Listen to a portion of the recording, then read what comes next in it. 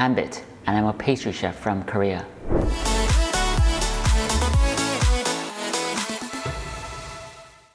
Hi everybody, it's Hanbit. 안녕하세요, 조한빛입니다. In today's video, I'm going to share with you two different recipes for the hot chocolate. One from a barista and the other from a pastry chef. I'm definitely more of a pastry chef, but I'm also a trained barista. So I thought it would be interesting to share with you two different recipes because that would illustrate the two different points of view and the approach and the thinking process that goes into making a beverage.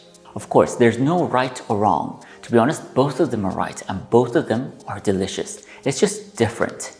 I might be overgeneralizing the views between the two professions today, but don't take this too seriously. I don't want a heated debate in the comments, and I just hope you find this interesting. Right, first up is Hanbit the barista.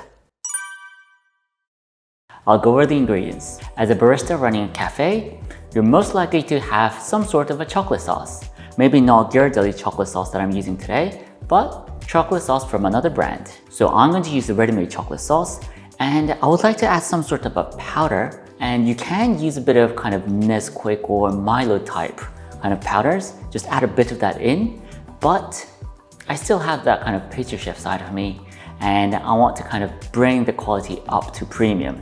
So I'm going to use Valhrona's cocoa powder. And obviously this is hot chocolate, so I've got milk, which I'm going to steam using the espresso machine. Chocolate sauce goes in, and cocoa powder. I'm going to add in just a bit of hot water to melt this before steaming the milk and pouring that in.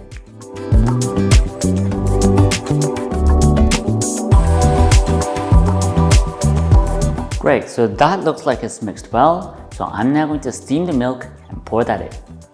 I've now got my steamed milk and I'm going to pour it in.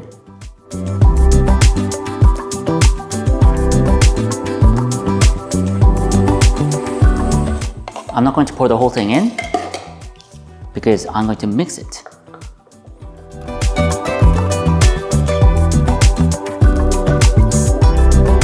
And now the rest of the steamed milk goes in.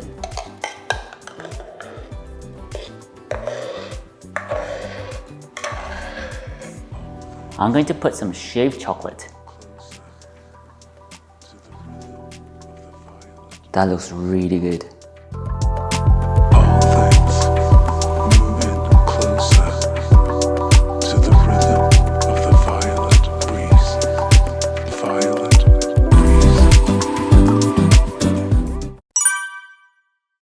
Right, it's now Hanbit the pastry chef. Look what we have here. Cocoa powder, sugar, and Couverture chocolate. Yes, here comes the Couverture chocolate. And that's what pastry chefs use. And obviously milk and vanilla. I'm going to add just a bit of vanilla seeds in the hot chocolate. So you can see that this simply has to taste delicious. You've got real vanilla seeds and Couverture chocolate. I'm going to cut the vanilla pod, scrape the seed,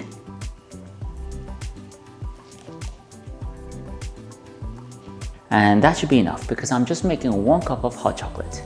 This should be enough. And that goes in to the milk, which I'm going to heat it up in a minute.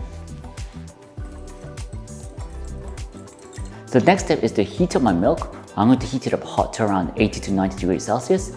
And also to melt the chocolate, I'm just going to melt it to around 40 to 50 degrees Celsius. Great, now I have melted Couverture chocolate and hot milk infused with vanilla. I'm going to pour it in and mix it.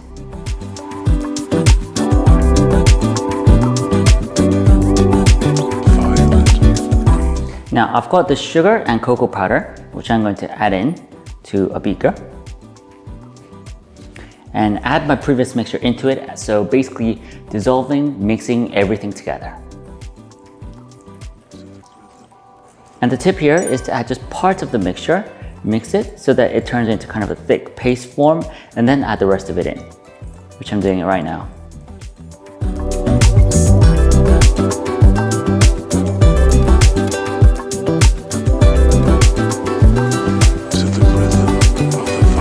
I want to place some milk foam on top, so I'm going to use a French press to do that.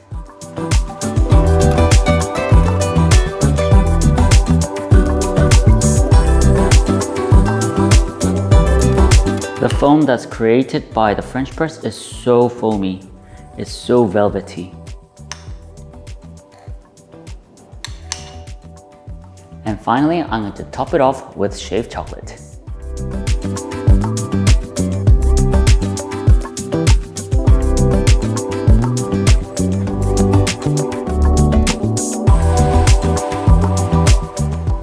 Great, there you go. Pastry Chef's version of the hot chocolate. Now it's time to try it. Let's try this now. Oh, that is so good. Really good.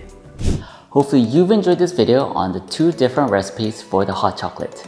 As you have seen, the 2 are very different in terms of the ingredients they use. In terms of the taste, the Pastry Chef's version has a much deeper chocolate flavor and it's definitely less artificial because you use Couverture chocolate and cocoa powder. Plus, adding a bit of the vanilla seeds really elevates the whole flavor.